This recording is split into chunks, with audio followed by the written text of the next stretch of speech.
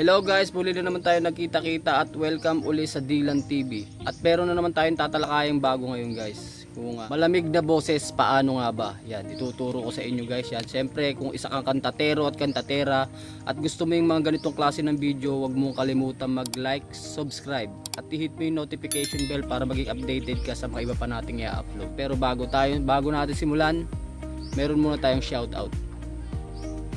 Shoutout kila Yobi TV, Celala Bromero, Alex Tripoli, Chris Florendo, Tamislo Gaming, Jonathan Intig, Ashley Santos, Anjunel Maumpid, Teddy Fernandez 143, Impostor Writer, Wakilito Bungansiso, Balitang Kamao, Aldemar Ibnu Vlog, Army Ordonya, Maribel Orsos, Sara Chantea, Jason Salazar, Rolly Malio.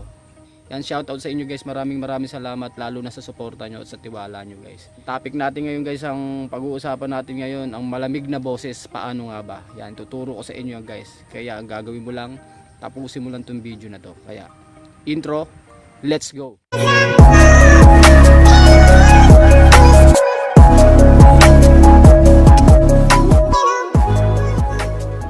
At yun na guys, magsisimula na tayo. Punta na tayo sa topic natin na malamig na boses. Paano nga ba ginagawa guys?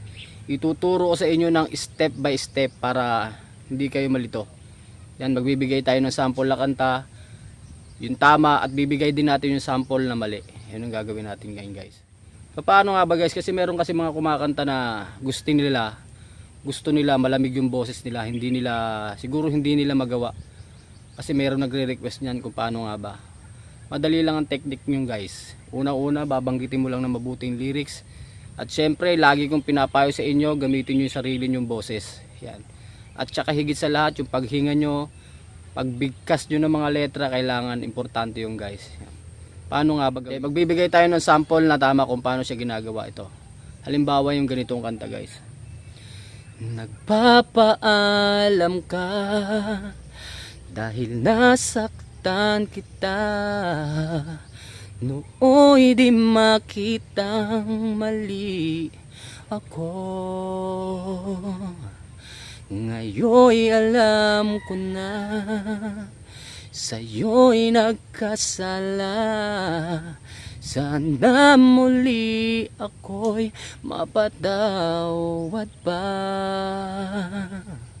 Araw-araw kang lumuluha sa akin ay nagmamakaawa. Nooy di narinig pagsamo mo. Bakit pa ba nagawa? Nasaktan ko bang isang tulad mo na labis na nagmamahal? Di napansin na walang katulad ang alay ng pag-ibig mo sa akin. Yun guys, inusample lang tamang pagkanta ng malamig na boses. Paano siya ginagawa guys? Yung iba kasi pag kumakanta sila ginagawa nila, papaalam ka dahil nasaktan kita. Nawawala sila guys, alam mo kung bakit. Ginagaya nila original Pati kung paano nila i-flow ng original na ginagawa, ginagaya nila yon. Hindi, doon ka mawawala guys. Kailangan, una-una sa lahat talaga, gamitin mo sarili mong boses. Yung sinasabi ko sa inyo guys, hindi ka mawawala pag ginawa mo yon. Pag ginaya nyo yung original, mawawala kayo guys. Kasi hindi nyo makukuha talaga yung tono nun Hindi nyo kayang gayahin yung boses niya kung saan niya kinukuha yon. Tandaan nyo guys. At saka yung paghinga nyo, pagbigkas nyo ng lyrics, kailangan kompleto yan. Kailangan nagpapaalam ka, diba may lambing siya. Ganun siya yung papaalam ka dahil nasaktan kita. Kailangan ganun putol siya, kulang. Kailangan buo siya. Yung sinasabi ng lyrics tsaka yung tunog niya, sakto yun. Ganun mo siya bibigkasin. Nagpapaalam ka dahil nasaktan kita, boses mo ang gamitin mo, di ba? Nooy din makitang mali ako. Pinapaalon niya yung dulo. Yung flow niya, binubuhay niya. Kaya malamig pakinggan. Kaya maganda siya pakinggan. Hindi, iba kasi pag kumanta, putol lang siya, flat, diretso lang. Wala siyang lambing, wala siyang sustain, kaya pangit pakinggan. Ayun ang technique na pampalamig ng boses.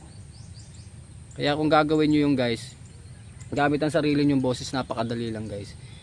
Ang importante kasi doon guys, yung pagbigkas nyo na lyrics, kailangan malinaw. Huwag yung kinakaim yung lyrics niya. May mga kumakantang ganun, di ba? Kailangan bubuuhin mo siya kung ano yung sinasabi ng lyrics.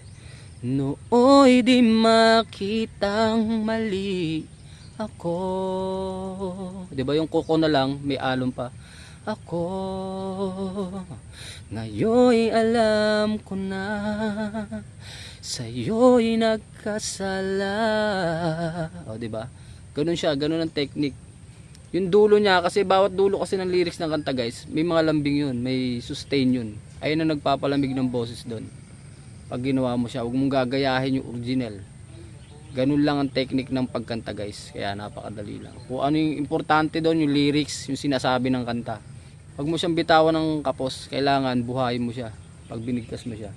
Yan, sana naiintindihan yung sinasabi guys, kasi madali lang siya. May mga kantang ganun malalamig. Masarap siya pakinggan, di ba? Kung ano yung sinasabi ng lyrics niya guys, bubuuhin mo yun. Ayun ang technique doon.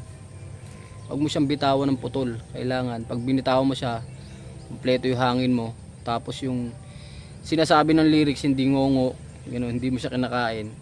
Diba? Hindi siya utal, hindi siya putol. May mga kumakanta kasing ganun eh. Sa iba, ilong pa ginagamit eh, ginagawa na.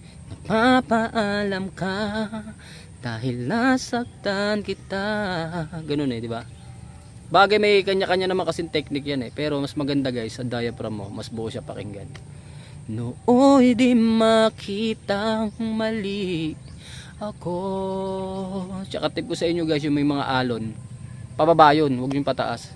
Nooy di makitang mali ako. Pababa yung flow ko.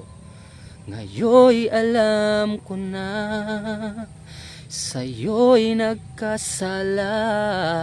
Diba? Naiintindihan mo yung sinasabi kong lyrics. Ganun siya. Ganun ang pagbuhay ng malamig na kanta kung gusto mo siyang gawin. Masarap siya pakinggan lalo na pag may tugtog na siya. Eh ngayon, pag kahit nga acapella pa lang, masarap na siya pakinggan guys. Basta nakukuha nyo yung technique nun.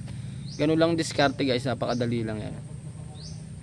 Huwag nyo siyang bibitawan ng kinakain yung lyrics. Kailangan paintindi nyo yung lyrics na sinasabi nyo. Kung ano yung sabi ng kanta, buhayin mo siya. May bilang ang kanta guys, hindi bitaw ng bitaw yun. Araw-araw kang lumuluha sa akin ay nagmamakaawa. O diba? Pag pinakinggan mo siya, akala mo may tunog na siya. Parang kumpleto na siya pakinggan. Kaya hindi na natin patatagalin guys. Sana nakakuha kayo ng diskarte, technique sa mga tinuro ko sa inyo, kahit maiksi lang to guys. Sana wag kayong magsawang sumuporta sa channel ko, lalong lalo na sa mga nagre-request sa atin dyan guys. Gagawin natin yan guys, hintayin nyo lang. Maraming salamat sa inyo, lalo sa mga lahat na sumusuporta sa akin yan. Kaya hindi na natin patatagalin guys, hanggang dito na lang. Thank you guys.